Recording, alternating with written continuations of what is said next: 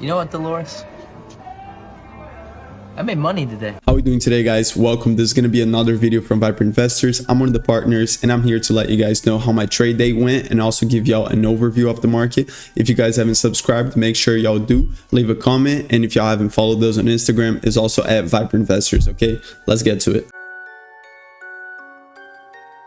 So the first thing I'm going to do is take you guys to CNN so we can just get an overview of the market and how the indexes performed. The Dow Jones didn't move as much, 0.57, S&P 0.30, Nasdaq 0.15. The Russell 2000 did push a little bit, 1.6. I don't think there's going to be a lot of movement today. Yesterday was a pretty good day for the stock market, so as long as they maintain green, I'm all fine with that. No problems with me. But let's see how the session ends today, because there are a couple of important news coming into the market, and I want to see how the S&P and the Nasdaq react to that. Apart from that, really hot stocks today. PennyStocks, this AT&F stock came up from 1.5, 1.60 all the way to $18 on the pre-market. When I woke up, this was a monster runner that ran about 900%. Okay, I did not trade this stock because if a stock, especially a penny stock, is about 900% or 800, 700, 600, I'd rather not touch it. And I'd rather just wait a little bit, see how the pre-market... I'd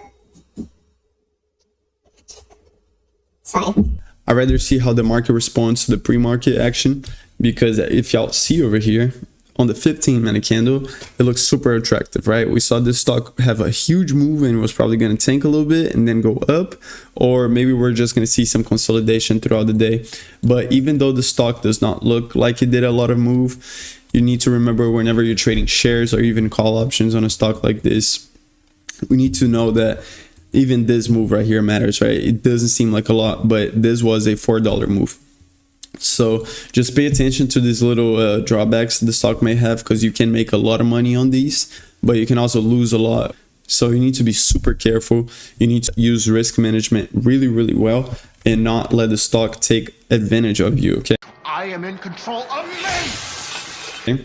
VS was a stock that I traded today, and I also posted on Instagram. So if you guys haven't checked it out, make sure to go follow us. I did post this on the page on my stories whenever I was on the trade, and you see it was around this area right here with the halts, and I did make like 200 bucks on this trade. It was a monster trade. I can be for certain that if I had let my target run a little bit more, it would have been a big risk to me, especially because we saw another haul over here, and after we left the initial haul, which I sold right over here, whenever this red candle opened, my order sold and I made around 200. But if it dropped all the way back to 4, I'd be pretty much close to breaking even, right? And I'll probably just accept my losses. I would have never let my trade run for another $4, you know, because honestly, if the market gives you a good opportunity to make money, take advantage of that and dip. Don't stay around, don't hang out just to find out that the trade went the wrong way and now you're down 100 bucks whenever you were making 400, you know? Take what the market's giving you and get out. If you go over to futures, which I also had a nice trade, I'll be more than happy to show you guys. You guys can see that I expanded my list a little bit. Now we got gold contracts in here, silver contracts, and crude oil. I still need to do a lot of research into these markets before I start putting money out there. The only contracts that I've been trading are the Dow Jones, the Nasdaq, and the ES, the S&P 500. Okay, this right here is the trade from yesterday, but today's trade was made here on the Nasdaq contracts. On the 2-minute chart, I did see that the stock started really tanking around 9.15, and if you guys see at 9.15 over here, the S&P was doing really good, right? So I already had that bullish mindset on the market, at least around this 30 minutes, that time frame that the stock was moving. So I was able to see this breakout of this trend line when it started. Don't worry, the trend line goes well above up there, but I don't like to keep my trades that bad, because when you go to the daily chart, then you're able to see all these little things, right? I don't want my daily chart to look like this, so in the end of the day I'll just end up erasing all of them. But whenever you're trading to find your perfect entry, it's really good that you do have a good mindset and risk management, right? Okay, so I did enter my trade right over here. Let me go ahead and show you guys how to draw the rectangles as well. I entered right over here and I got out above risk was right below the low of this candle, giving me a 1-to-3 ratio trade right here.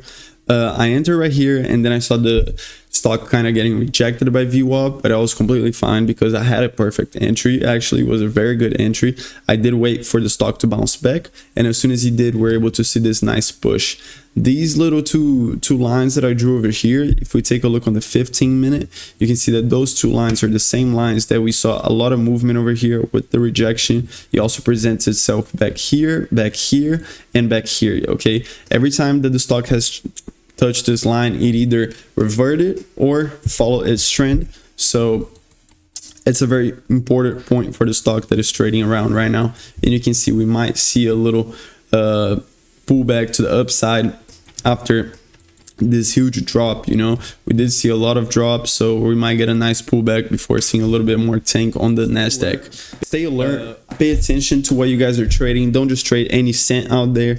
And if you are going to trade any penny stock, just any stock that is having movements, use your risk management. If you don't know what that is, then you're probably not ready to trade. Go paper trade, save your money. Don't be like us. We wasted a lot of money in the beginning that we did not need to.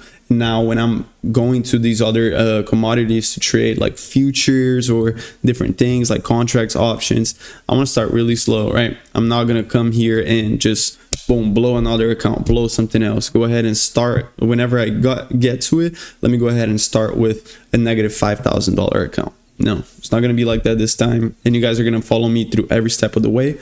I'm going to be making videos for you guys, especially about my futures trading, something that I want to have recorded. And I also want to share with y'all. Talk a little bit about Viper Investors. I know that we haven't posted in a while, and I talked about that the last video. We are going to be coming back slowly. I'm not going to push videos down y'all throat, but I do want to get more content out there and be able to update you guys about the markets. If you guys like these types of content, make sure to leave it in the comments section as well, okay? Thank y'all for watching. I'll see y'all tomorrow.